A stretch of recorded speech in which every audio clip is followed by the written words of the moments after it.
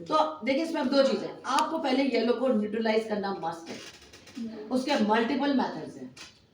Anti yellow shampoo दें जब आपने ब्लीच कर ली, लेकिन अगर स्ट्रॉन्ग ऑरेंज स्ट्रॉन्ग येलो है तो आपको गेन करनी है। लेकिन अगर स्लाइड है, ठीक है, स्लाइड है, आपने क्या करना है, वो क्लैरिफाई सल्फेट फ्री शैम्पू भी दे दें। देखिए आफ्टर ब्लीच ये याद रखें, shampoo is must. Shampoo must होता है आफ्टर ब्लीचिंग करना।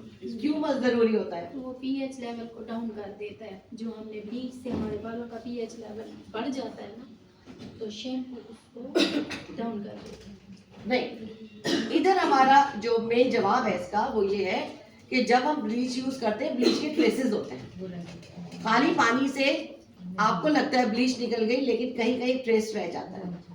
जब तक आपके वो जो ट्रेसेस, हालांकि जो लॉरेंज की जो ब्लीच पाउडर है, मिस उसमें से निकाले लॉरेंज वाली ब्लीच पाउडर वैनिटी के से ब्लीच पाउडर यूज करने के बाद, हालांकि ये हाइड्रोलाइज्ड है, इसमें भी कैरेटिन है। आप मुझे जैसा भी डैमेज बाल देंगे ना अभी करने के लिए, मैं इस ब्लीच से काम करूंगी विदाउट एडिंग एनी कोई फ्लेक्सेस वगैरह, ये बालों को रिपेयर भी कर देगा। ये इतनी अच्छी इसमें कैरेटिन की अमाउंट शामिल है। तो कैरेटिन और शैम्पू करना है आपको आफ्टर ब्लीच मस्ट। पहले आपने कोई भी रेगुलर शैम्पू करना है। आई प्रेफर ये सल्फेट फ्री है लॉरेंज का। हम इसको पहले करते हैं, इसको करके आपने शैम्पू करके धो दिया। ट्रेसेस जो भी हैं मेक श्योर करें कि अच्छे से ब्लीच निकल जाए बालों में से, क्योंकि अगर ब्लीच बेशक बाल में रह जाए और जब आप दोबारा कलर लगाएंगे, ब्लीच बेशक पानी में मिक्स हो जाए, लेकिन उसका प्रोसेस चलता रहता है। तो वहीं से टक करके आपने देखा होगा ड्यूरिंग प्रोसेस जब आप काम करें टक टक बाल टूट रहा होता है बीच में से। उसकी रीजन क्या होती है? तो ब्लीच पड़ा हुआ है। तो आपको 100% वो रिलीज करके सल्फेट फ्री शैम्पू करके एंटी येलो शैम्पू, ये पीएच बैलेंस करेगा। ये एसिडिक है, ठीक है, ये जो एकदम राइस किया था जी डाउन करेगा, क्योंकि ब्लीच का पीएच होता है 13 पे, ठीक है।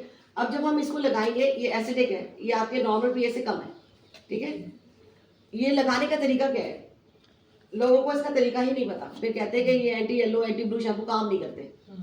आपने जब शैम्पू कर लिया, टॉवल से अच्छे से ड्राई करके बालों को, सल्फेट फ्री शैम्पू करके अच्छे से टॉवल से ड्राई करके फिर आपने ये लगाना है। 2 से 3 मिनट में आपका येलो पिगमेंट गायब हो जाएगा। अगर स्टबन येलो है तो आप 5 मिनट छोड़ेंगे, लेकिन अगर आप इसको पानी में डाइल्यूट करके लगाएंगे तो ये मकसद फॉलो हो जाएगा। सही है। इसके करने के बाद आपको एक बड़ा प्यारा सा कैनवस मिलेगा।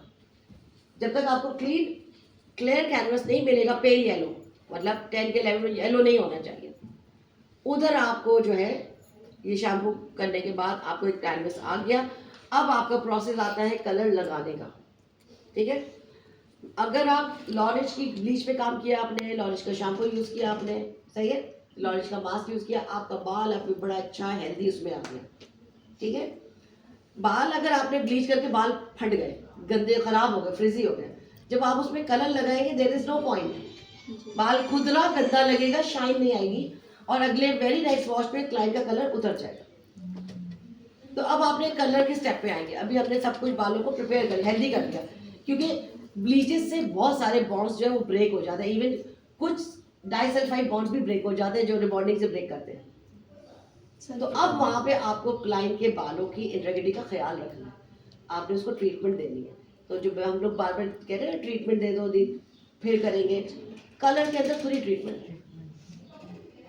अब आपने क्या, अच्छा देखिए ब्लीच के बाद कुछ आपके पास बाल ऐसे आते हैं जो बहुत पोरस बाल होते हैं, ऑलरेडी पोरस है, तो ब्लीच से ज़्यादा और होते हैं वो।